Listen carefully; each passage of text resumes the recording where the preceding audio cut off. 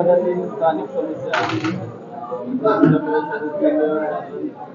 कोणते मोठे प्रश्न प्राधान्याने सोडवणारे पाहिजे? मला सगळ्यात पहिल्यांदा प्रश्न जाणवला वैद्यकीय सुविधा.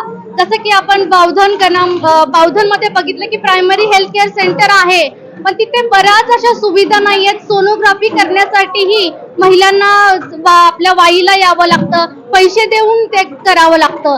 पण इतक्या जवळजवळ कितीतरी वर्षापासून आपले बावधन इथून जरी सदस्य असले तरी म्हणावा तसा विकास बावधनचा PHCचा झालेला नाहीये. तर पहिल्यांदा माझं हेच म्हणणं असेल, सोनोग्राफी मशीन असो, तिथल्या वैद्यकीय सुविधा, अत्याधुनिक वैद्यकीय सुविधा आपल्या महिलांना, आपल्या ज्येष्ठांना कशा पुरवता येतील आणि त्या पण मोफत, याचा विचार मी सगळ्यात पहिल्यांदा नक्कीच करेन.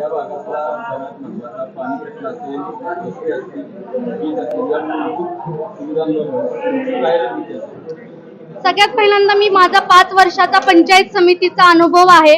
मी पंचायत समितीचे मध्ये असतानाही हे प्रश्न, जसं की तुम्हाला माहिती आहे की पंचायत समिती सदस्याला खूप कमी निधी असतो, तरीही या भागात आपल्या सरकारच्या माध्यमातून, आपल्या विराज भैयांच्या माध्यमातून 7 ते 8 कोटी रुपये आणण्याचा नक्कीच मी प्रामाणिकपणे प्रयत्न केलेला आहे. पण आता जर तुम्ही निवडून दिलं जिल्हा परिषदेसाठी, तर आलेला निधी नक्कीच जास्त असेल. म्हणजे डिस्ट्रीब्युशन 70 आणि 30% असं होतं. जिल्हा परिषदेसाठी 70% आणि ग्रामपंचायतसाठी 30%. तर नक्कीच आपल्याला निधी जास्त उपलब्ध होईल.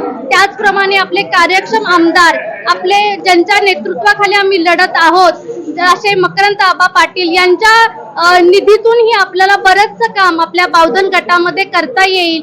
सगळ्यात जेवढ्या जास्त रस्त्याच्या सुविधा असतील, नागेवाडी धरणाच्या ज्या आपल्याला आता आबांनी सांगितलं की लवकरच त्याचं काम आपण पूर्ण करत आहोत.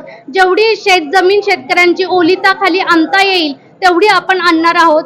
तर त्याच्यासाठी मीही ते काम करण्यासाठी नेहमीच कटिबद्ध राहील.